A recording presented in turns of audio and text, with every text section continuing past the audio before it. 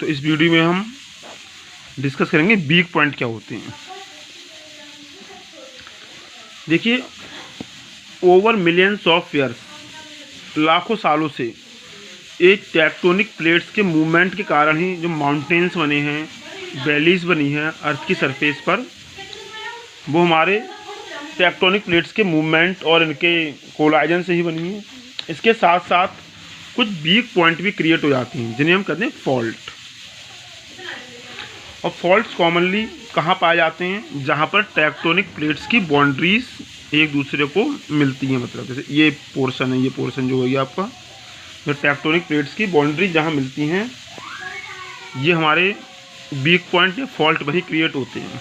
ठीक, और यही वो जोन होते हैं जहाँ पर अर्थक्वेक कॉमनली आता है। ठीक, जैसे कि पहले आप इस बुक में देखिए, ये जो फिगर दिखा रहा हूँ मैं, इसमें जो रेड ये है, ये जोन बताया गया यहाँ वीक पॉइंट हमारे क्रिएट होते हैं कॉमनली, और इन्हीं जगह पर अधिकतर आपका अर्थक्वेक आते हैं। ठीक, जैसे अब आपका एक है हॉर्स शू शेप में जोन है, पैसिफिक रिंग ऑफ फायर बोलते हैं इसे। ठीक, पैसिफिक, इसमें हमारा देखिए ये north America, Japan, Philippines, New Zealand इतने एरिया में एक्सटेंड है। ठीक, तो ये एरिया जो होते हैं यहाँ कॉमनली अर्थक्वेक आते रहते हैं। तो जहाँ पर बाउंड्रीज होती हैं वहाँ अर्थक्वेक आते रहते हैं।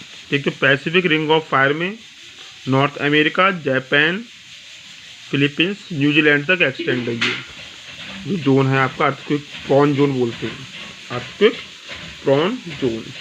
इंडिया में देखें, अगर India Himalayan region, Ganga Brahmaputra basin, Kutch region, Andaman Nicobar island, ये ऐसी जगह हैं जहाँ पर ये अर्थक्वेक प्रॉन जोन है इंडिया में। Himalayan region, Ganga Brahmaputra basin, Kutch region and Andaman and Nicobar island. लेकिन इसके अलावा और भी जगह हो सकती हैं जहाँ पर अर्थक्वेक आ सकता है। जैसे मान लिया आपका 1993 में महाराष्ट्र में आया था।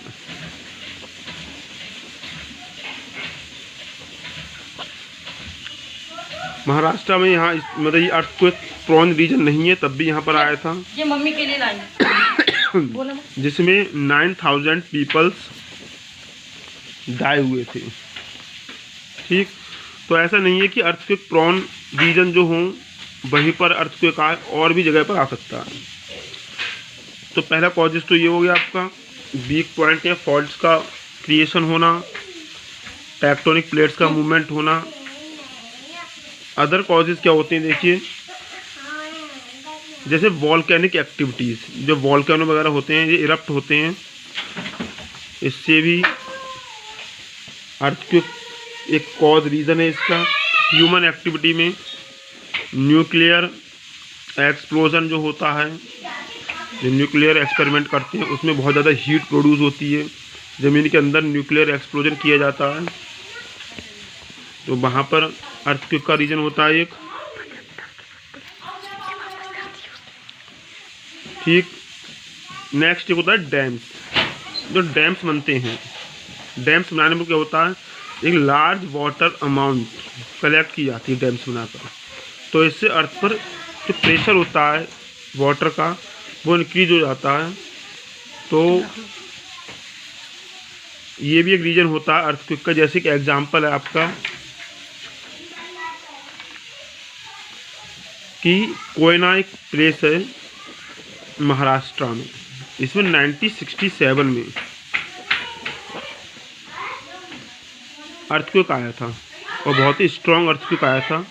उससे पहले यहाँ पर एक डैम बनाया गया था, कोयना डैम, 1963 में।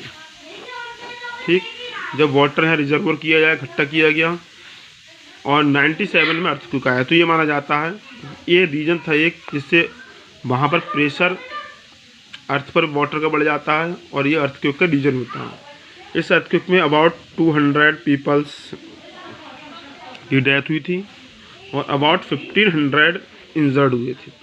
इसके साथ ही डैम्स में क्रैक्स, उसमें भी क्रैक्स पड़ गया था। ओके, अब हमारा नेक्स्ट टॉपिक आता है students, measuring an earthquake. Earthquake को मेजर्ड कैसे किया जाता है, एपिसेंटर क्या होता है, हाइपोसेंटर क्या होता है, इसके बारे में हम कल डिस्कस करेंगे नेक्स्ट टॉपिक में।